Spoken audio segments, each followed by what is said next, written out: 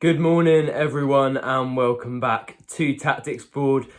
I feel like you could be forgiven for forgetting that Norwich City do actually have a football game in just over 24 hours when they travel to Ewood Park to take on Blackburn Rovers, because with everything that's gone on this week, I think a lot of the focus has been away from that game. And don't worry, we will of course cover Marcelino Nunez and his move to Ipswich Town. But first of all, you know the drill here on Tactics Board. I'm going to take you through my predicted 11 for the game. Then we're going to have a little bit of a look at Blackburn Rovers, how they set up, how they might compare to Norwich, and how the game will likely play out in a tactical sense. But certainly, so much of the focus has been on Nunez that we have to cover his departure, Pelle Mattsson's arrival, and how kind of that changes the dynamic of the squad and also the team and the team's tactics going forward. So we'll come on to that. Bear with me because we're going to start with that predicted 11. So without further ado, here it is.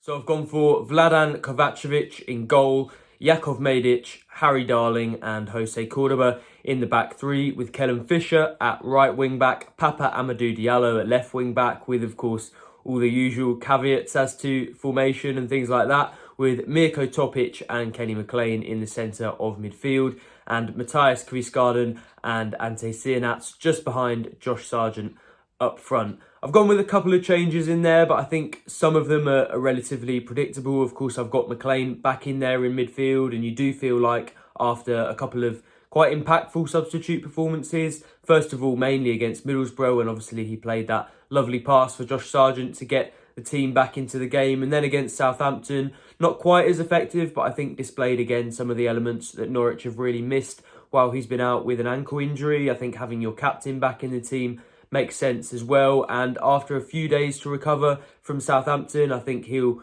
be really important, particularly in the context that I spoke about before in terms of Nunez. I think certainly Norwich have a long way to go to replace the flair and the sort of positions that he takes up sometimes, but I think McLean actually, although maybe we wouldn't associate it so much with his last few years in yellow and green, does have the ability to take up those positions, and I don't see him scoring many screamers or even getting sort of 10 assists a season, but I think he can contribute and he can be a big part of that solution. So I've got Kenny McLean in there, and I think he'll be big for Norwich going forward. In defence, I did think maybe it was time for a change, but I'm not sure if that's what Liam Manning will go for. Probably for me, Jakov Medic would be the first one to drop out. I think although he does show some positive signs physically, certainly, and I think his positioning can be good at times, he has made a few of those individual errors that have cost Norwich goals so far in recent games. But he was on the bench against Southampton. He wasn't used, and you kind of think, why would you rest him there if you were planning to drop him for this Blackburn game? So unless there's some serious 3D chess going on from Manning as to his team selection and keeping Blackburn guessing, it feels likely that he steps back in. Then probably there would be an argument for Ben Krizene coming in there in defence, but that mistake again against Southampton, I think, came at a really poor time for him. I actually thought he was having an okay game, particularly first half. I thought he was actually really good, took up some good positions in and out of possession. But then when you make that kind of error, you've played the full 90 against Southampton.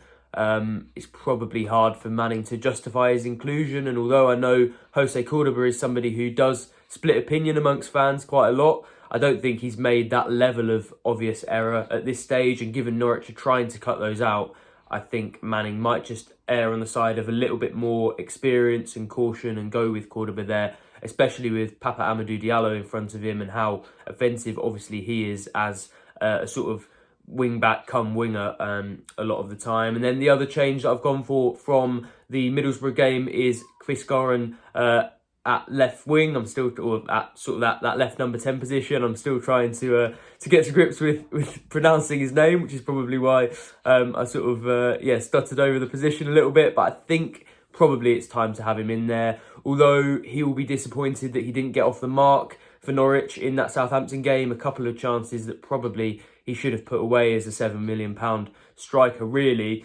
But I think he showed that ability to hassle and harry, and with Josh Sargent expected to stay now beyond the end of the window, you have to find another position for a marquee signing like that, and it does look like that might be the sort of secondary role that he plays. A lot of the talk from Denmark suggested that he was actually very good just behind the striker, so I think if he can hit his stride in that position, as we've seen at times, it gives him a little bit more space to kind of dribble and to get at players, which we know is a strength, and to show that urgency. So if he can just add a little bit of end product, which I think will come when you consider the quality of player that he is and has shown himself to be at Brøndby, then I think Norwich could have a real talent on their hands, and that's probably the only way that you really get him and Josh Sargent in the same team. I'd expect another chance for Ante Seaman, who I certainly don't think has had a very good start to the season, but Manning was more happy with the intensity that he showed in the second half against Middlesbrough after a poor first half. And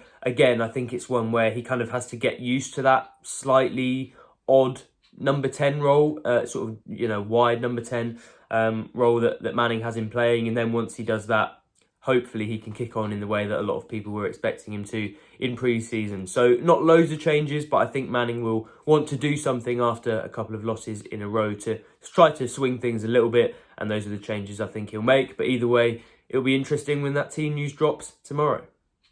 On to Blackburn then, and when I look at the way that they've set up under Valérien Ismaël since he arrived towards the back end of last season, it reminds me of the sort of cat and mouse game that Manning talks about quite a lot in terms of tactics and how he sets his team up. I think that philosophy kind of explains the way that they go between a back three and a back four, and they look quite fluid with the formation that, of course, Manning has defended this week. He doesn't see it as being the problem, and I think when you look at things in that cat and mouse context, I can kind of understand what he's saying. I think Blackburn go almost for a similar type of strategy. Manning kind of references how, if a team presses you high from goal kicks, then you go long, and then if that gets you in behind a couple of times, they'll drop off, the spaces will open up, and that's the time to play through them. And Blackburn do quite a similar thing. They've set up in a 4-2-3-1 that I think suits their current players quite well. Obviously, Todd Cantwell, somebody who stands out in that number 10 position, has just recently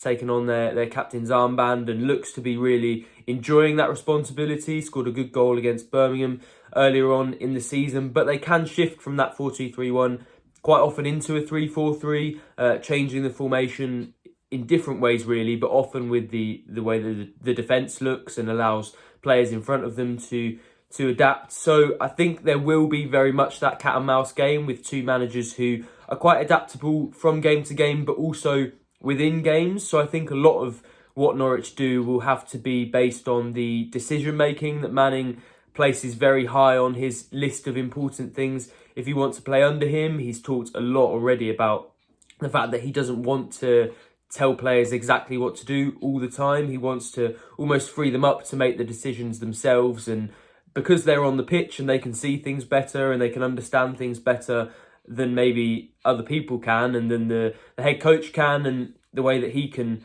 give them messages, I think that skill will be really important going into this game. And maybe that's where Norwich have got it a little bit wrong so far in the last few games. And don't get me wrong, it does take time to build that up, especially when you've gone from a coach in Johannes Hoff-Torup who was very, very structured in the way that he wanted things to do, had a very particular way that he wanted to open teams up. I think when you then tell the same sets of players, many of whom have had similar levels of detail in their instruction before, that they need to open things up and make the decisions themselves, that's where the difficulty can come early on, and that's probably why we've seen so many individual errors. So I think sorting that out quickly will be important, not just for results going forward, but specifically tactically in this game against a team who can adapt very well, who can go from formation to formation, and have just had a little bit longer under Valérien Ismaël to kind of learn how to do that and how he wants them to do that. I think Norwich mastering that skill will be particularly important this weekend, and if they can, I do think they've got the better players, but away at Ewood Park after a long journey and not with loads of momentum or good feeling behind them, that's where it might get difficult. But I think that kind of cat and mouse game that Manning talks about quite a lot and Ismaël actually plays into with his football will be really key. Finally then, we'll come on to Marcelino Nunez, the man whose departure to Ipswich Town has just been confirmed. Pelle Mattson's arrival in his place just around the corner for around £3 million in total. Nunez goes for an initial £7.5 million with £2.5 million in achievable add-ons for Norwich. And aside from the very controversial feelings around it, I just wanted to drill into the sort of tactics, because I think understandably that's something that's been overlooked a little bit, and I think that midfield is going to be a really interesting balance now. I think a lot of Norwich's problems in possession, and to be honest, the problems of a lot of teams in possession, really, when they're struggling to create chances, can be linking the defence to the midfield, and I think that's been a little bit of an issue with those number 10s, getting them into positions to create rather than just hanging around Josh Sargent and kind of almost missing out as a result of that. Because if you can go to Josh Sargent, if you can get Josh Sargent in behind, why would you not do that? I think finding that link has been a struggle for Norwich, and actually the reason I think Nunez was so effective in wins against Watford and Portsmouth was that he was that link in a really clever way. He took up some very good positions naturally, kind of in that advanced number 8 role where he could link the deeper midfielder, Mirko Topic, and those players in front of him, Ante Sienats, Josh Sargent in that, obviously that number 9 position, and Emi Marcondes, who played as another number 10 against Portsmouth.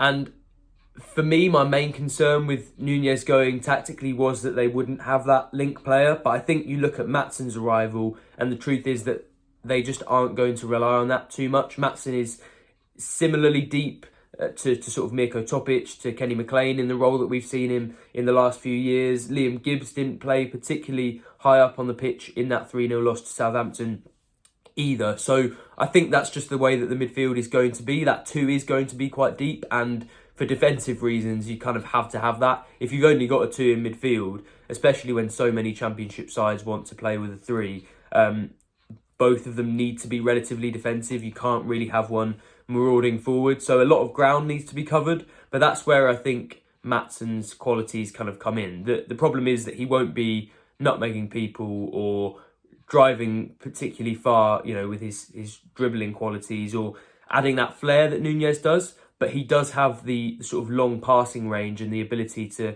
get the ball forward that I think was such an important quality from Nunez quite a lot of the time.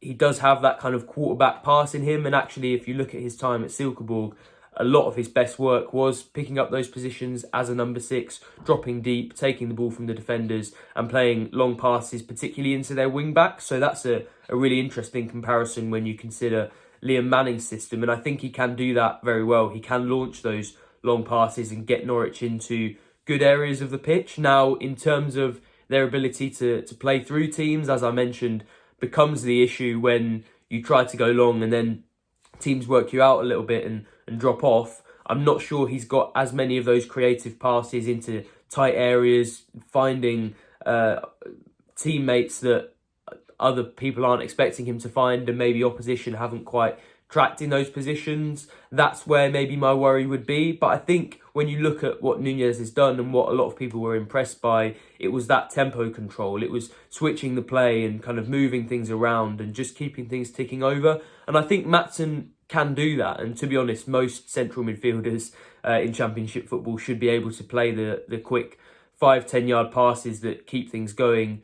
But what Matsson does give you is that kind of that launch forward, and that's something that I don't think Norwich will lose from selling Nunez to Ipswich and replacing him with Matsson. What they will lose is free kick quality, probably a quality of corner taking as well. So set pieces are a little bit of a worry, and as I said, just that flair that I think they're lacking now until they can get the number 10s a little bit more involved. For me, I think the number 10s need to be dropping a little bit deeper, and because you have such naturally attacking players playing those roles at the moment, obviously Sienats has played a lot of his career as a number 9, the same with Quiscoren, it maybe doesn't come as naturally to them to drop deep to come and get the ball quite often. And although you don't want them on the edge of their own box, I don't think you want them too close to Josh Sargent, because that just negates their effectiveness. Because if you can get the ball to Sargent, why would you get the ball to them? So I think part of that creativity, as I've spoken about in previous episodes, is